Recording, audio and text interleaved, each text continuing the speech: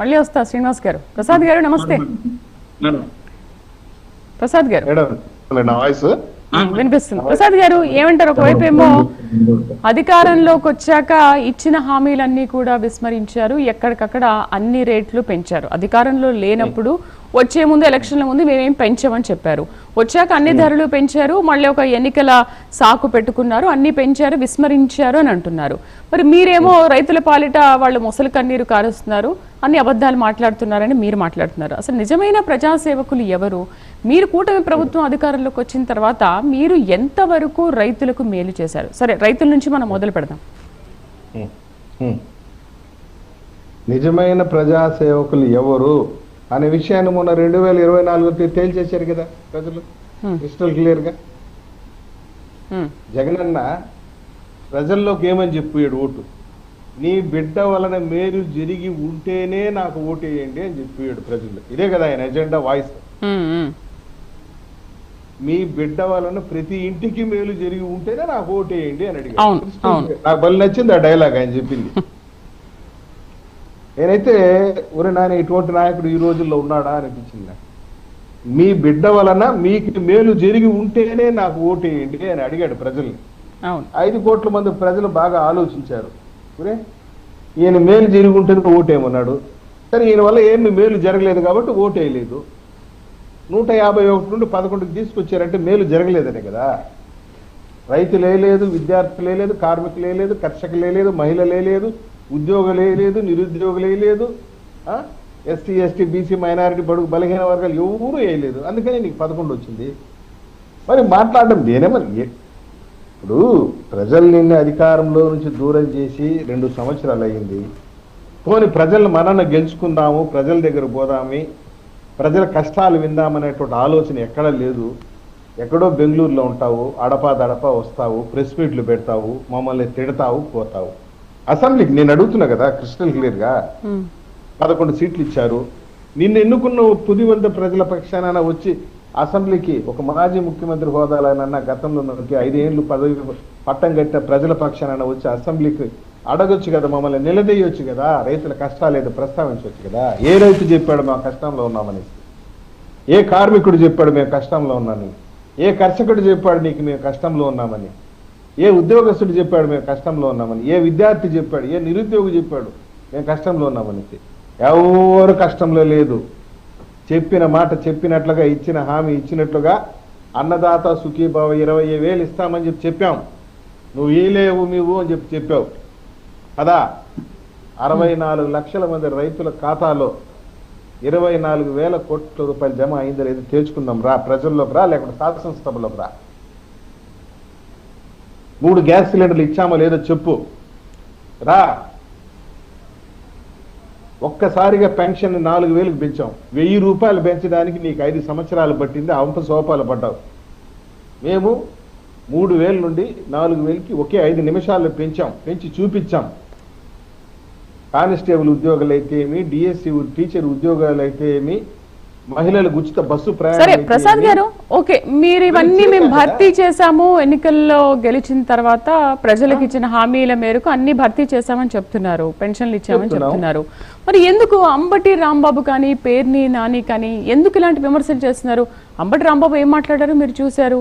ఆయన లోకేష్ కాదు love cash అని, దాంతో ఒక ఎగ్జాంపుల్ కూడా వివరించారు మీడియాకి. మరి ఎందుకు డబ్బులు తీసుకుంటున్నారా? డబ్బులు తీసుకుని వాళ్ళకి పంచుతున్నారా మీరు? మేడం, అంబటి రాంబాబు ఒక వీధి స్థాయి నాయకుడి కన్నా నీచంగా మాట్లాడతాడు. మొన్న మధ్య చంద్రబాబు నాయుడు గారి కుటుంబ సభ్యుల్ని అమ్మ అక్క ఆలి అని బండబూతి తిట్టాడు, జైలుకు. ఇంకా ఆయన విధానం మారలేదు. ఈ జోగి రమేష్ అంట, ఇంకొకరంట వాళ్ళ లాంగ్వేజ్, వాళ్ళ స్లాంగ్, ఆ నీచానికి దిగజారి మేము మాట్లాడలేము. మా ఎజెండా అది కాదు అసలు. ఫస్ట్ థింగ్, ఈ అంబటి రాంబాబు అరుస్తూనే ఉంటాడు, ఈ కొడాలి నాయన అరుస్తూనే ఉంటాడు, ఈ వల్లభనేని వంశీ అరుస్తూనే ఉంటాడు, ఈ రోజా అరుస్తూనే ఉంటుంది, ఈ జోగి రమేష్ ఆయన ఎవరెవరు ఉన్నారు కదా మేడం, వాళ్ళ ఊరికి అరుచుకునే బ్యాచ్.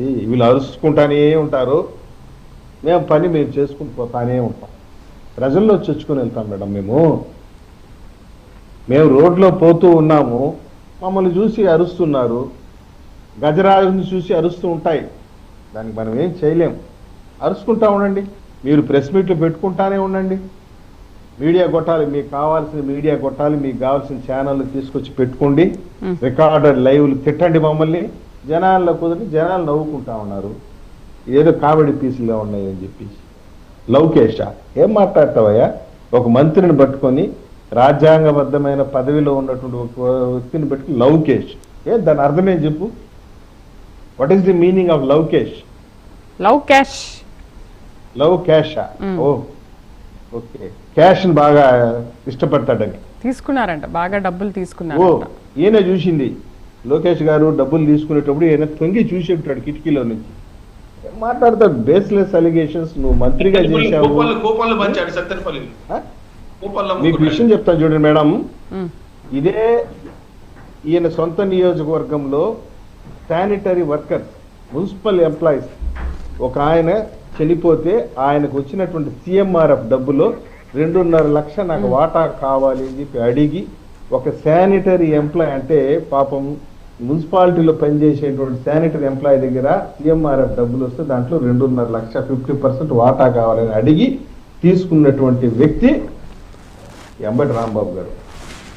ఈయన పైన ఆ విధమైన వాళ్ళే ఆరోపణ చేశారు. ఆ శానిటరీ ఎంప్లాయీస్ ప్రెస్ మీట్ పెట్టి చెప్తారు, ఈ విధంగా ఉన్న నీ పరిస్థితి, నువ్వు ఎక్కడ నిలబడినా ఓడిపోతావు. ఎందుకు ఓడిపోతావు? ప్రసాద్ గారు, ఇప్పుడు రాజకీయాల్లో ఉన్నప్పుడు ఇవన్నీ సహజమే కదా. మీరు అధికారంలో ఉన్నప్పుడు వాళ్ళు ఏం చేశారని మీరు తిడుతున్నారు, వాళ్ళు అధికారంలో ఉన్నప్పుడు మీరేం చేశారు వాళ్ళు తిట్టుకున్నారు. ఇది కామనే కదా, ఇది కొత్తగా మాట్లాడాల్సిన పని లేదు. మేడం జరిగిన అభివృద్ధి కంటి ముందు కనిపిస్తా ఉంది, జరుగుతున్న అభివృద్ధి మన కంటి ముందు కనిపిస్తుంది. మన కళ్ళు మనల్ని మోసం చేయవు కదా. ఒక గూగుల్ అయితే ఏమి, ఒక లూలు అయితే ఏమి, ఎయిర్ క్రాఫ్ట్ డెవలప్మెంట్ సెంటర్ పరికరాల తయారీ కేంద్రం అయితే ఏమి, ఎక్కడ చూసినా శంకుస్థాపనలు, ఎక్కడ చూసినా రిబ్బన్ కట్టింగ్లు, ఎక్కడ చూసినా కొబ్బరికాయలు కొట్టేది, రంగరంగ వైభవంగా రాష్ట్రంలో పెట్టుబడులు పరుగులెత్తుతా ఉంటే పారిశ్రామిక రంగం పరుగులెత్తుతా ఉంది. వాళ్ళ అధికారంలో ఉన్నప్పుడు పారిశ్రామికవేత్తలు పరిగెత్తా ఉన్నారు దెమ్మని సందుల్లో పడి. ఈ విధంగా రాష్ట్రం ప్రగతి పదంలో నడుస్తూ ఉంటే వీళ్ళేంద్రా అంటే ఇళ్లలో కూర్చొని ప్రెస్ మీట్లు పెట్టుకుని మమ్మల్ని తిట్టే దాంట్లో ఉన్నారు. ఉదయం నిద్రలేసు మమ్మల్ని తిట్టడం, సంబరపడటం, మీడియాలో ముందర మమ్మల్ని తిట్టడం, ఆ వీడియోలు వీళ్ళే చూసుకోవటం, సంబరపడటం. ఎందుకంటే వీళ్ళు తిట్టే ప్రజలు చూడరు కదా. వీళ్ళు మాట్లాడే ప్రెస్ మీట్లు, వీళ్ళు పెట్టే ప్రెస్ మీట్లు ప్రజలు చూసే పరిస్థితి లేదు. పోనీ అసెంబ్లీ కన్నా వచ్చి ఆడన్నా తొడలు కొట్టండి అంటే రారు, దొంగచాటుకు వచ్చి అసెంబ్లీలో సంతకాలు పెట్టి పోతున్నారు. దీన్ని ప్రజా సంక్షేమం అంటారా? దీన్ని ప్రతిపక్ష ఇంత మాత్రానికి ప్రతిపక్ష పాత్ర కావాలని అడుగుతున్నావు. ఏం చేసి ఎక్కడ ఏ రైతు నాకు యూరియా అందలేదని చెప్పాడు? చెప్పండి. ఏ రైతు నాకు కష్టం ఉందని చెప్పాడు? ప్రతి గ్రామంలోనూ ప్రతి సచివాలయంలోనూ కావాల్సినంత యూరియా అందిస్తున్నాం, కావాల్సినంత పొటాష్ అందిస్తున్నాం, కావాల్సినంత నైట్రేట్ అందిస్తున్నాం. మొన్నటికి మొన్న రోటావేటర్లకి, తార్పాలిన పట్టలకి ఉచితంగా చెనిక్కాయ విత్తనాలకి, వేరుశనగ విత్తనాలకి పంపిణీ చేస్తున్నాం. 20,000 వేసామబ్బా మేము అన్నదాత సుఖీభావం కింద. అవంతా మర్చిపోయి ఊరిక ఫోటోల కోసం ధర్నాలు చేయటం. కరెక్ట్గా చెప్తున్నా మేడం, ఇదే క్యాప్షన్. ఫోటోల కోసం పోజులు ఇవ్వటం తప్పించి, రైతు వేషధారణలో రావటం తప్పించి, ఆ చూడండి మీ ప్రైమ్ 9 ఛానల్లో కనిపిస్తున్నాడు అంబటి రాంబాబు, ఆయన చూసి ఎవరు రైతు అంటారా? రేబాడు గ్లాస్ వేసినాడు, మంచిగా సిల్క్ జుబ్బా వేసినాడు, ఇట్లా ప్లే కార్డు పట్టుకొని ఫోటోకి పోజ్ ఇచ్చుకుంటా వస్తాను. దీన్ని రైతు ఉద్యమం అంటారా? ఆయన రైతు నాయకుడు అంటారా? ఏందో చెప్పమని చెప్పి రైతుల కష్టాలు ఒక 4 చెప్పమని చూద్దాం. నువ్వు అధికారంలో ఉన్నప్పుడు ఏ రైతు కోసం మాట్లాడినావు? ఏ రైతు పక్షాన్ని నిలబడినావు చెప్పు. బట్టి మేడం ఏదో మాట్లాడాలా, వాళ్ళ ఉనికి చాటుకోవాలా. నేను కూడా రాజకీయాల్లో ఇంకా ఉన్నాను, నా బొమ్మ కనిపిస్తూ ఉంది ఇంకా రాజకీయాల్లో చెప్పుకోవడానికి కోసం అడప అట్లాంటి చిన్న చిన్న ప్రెస్ మీట్లు, ఎటువంటి ధర్నాలు, ర్యాలీలు అవి కనిపిస్తాయి చూడండి. అవి చేసుకుని కాలక్షేపం చేయటం. 174 నియోజకవర్గాల్లో 164 నియోజకవర్గాల్లో ఖాళీ. ఇంకో 11 నియోజకవర్గం లేదు, గురగురాన్ ఉంది వైసీపీ. ఇంకా అది కూడా 29కి అయిపోతుంది, క్లోజ్ చేస్తారు. ఇప్పుడు ఏమంటారు అంటే కూటమి ప్రభుత్వం రైతులకి ఇచ్చిన వాగ్దానాలు, చర్యలు అన్ని కూడా ఫుల్ ఫ్లెడ్జ్డ్ గా కంప్లీట్ చేశాము అని అంటారా? కంప్లీట్ చేసినప్పటికీ కూడా రైతుల నుంచి మీకు ఎందుకు కంప్లైంట్స్ వస్తున్నాయి? ఆ కంప్లైంట్స్ ని ప్రతిపక్షం మిమ్మల్ని లేవనెత్తి చూపిస్తుంది కదా మేడం. ప్రతిపక్షాలు ఒక నిర్మాణాత్మకమైన విమర్శ చేస్తే శిరస్సు వంచి స్వీకరించడానికి సిద్ధంగా ఉన్నాం మేడం. ప్రతిపక్ష పాత్ర అది కదా. నువ్వు ఒక నిర్మాణాత్మకమైన సలహా ఇవ్వు, శిరస్సు వంచి స్వీకరిస్తా. రైతులకి 10 మంది ప్రజలకు ఉపయోగపడే సలహా ఇవ్వు, శిరస్సు వంచి స్వీకరిస్తా. నేను ప్రభుత్వం నుంచి దూరంగా చూడటం లేదు, నిన్ను కూడా ప్రభుత్వంలో భాగంగానే చూస్తున్నాను. రైట్ ప్రసాద్ గారు, బ్రేక్ తీసుకొని ఫోటోల కోసం పోజులు చేసి మేమేం చేసి ఏ సమస్య చెప్పు, రా అసెంబ్లీకి రా చెప్పు. దీనికి వెంకటేశ్వర రెడ్డి గారు ఏమంటారో చూద్దాము. చిన్న బ్రేక్ తర్వాత ఆయనతో మనం మాట్లాడదాం.